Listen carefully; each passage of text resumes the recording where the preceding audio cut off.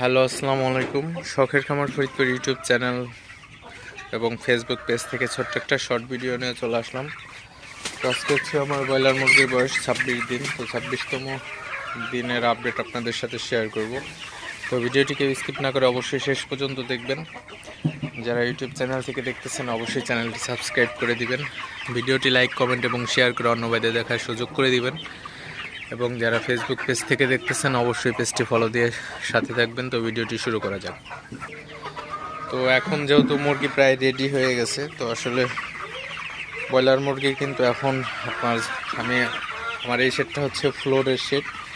তো এই শেডে কিন্তু আসলে আপনার লিটার ব্যবস্থার মাধ্যমে আসলে মুরগি পালন করে থাকি। তো একটা জিনিস কিন্তু আসলে যে লিটারে মুরগি পালন করলে আসলে লিটার কিন্তু ঠিকঠাক রাখতে হয় আসলে। তো এখন যেহেতু আমার ব্রয়লার মুরগি এখানে 800 ব্রয়লার মুরগি আছে এই শেডে। তো 800 ব্রয়লার মুরগির কিন্তু আপনার প্রতিদিন কিন্তু রাতে 150 লিটার এবং দিনে প্রায় 100 লিটার, তো 250 লিটার পানি খায় প্রতিদিন।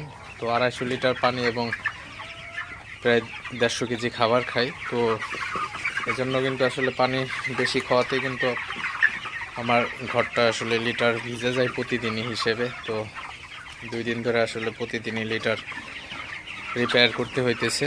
তো গতকাল আপনাদের সাথে শেয়ার করছিলাম লিটারটা কীভাবে রিপেয়ার করা যায়। তো আজকেও কিন্তু আমি আসলে তুষ ছিটাই দিছি। তো তুষের সাথে সাথে আপনারা যদি পারেন তো কাঠের গুঁড়া, অর্থাৎ কাঠের যে ভুসিটা পাওয়া যায়, তো সমিলের যে ভুসিটা, ওই ভুসিটাও আপনারা ব্যবহার করতে পারেন।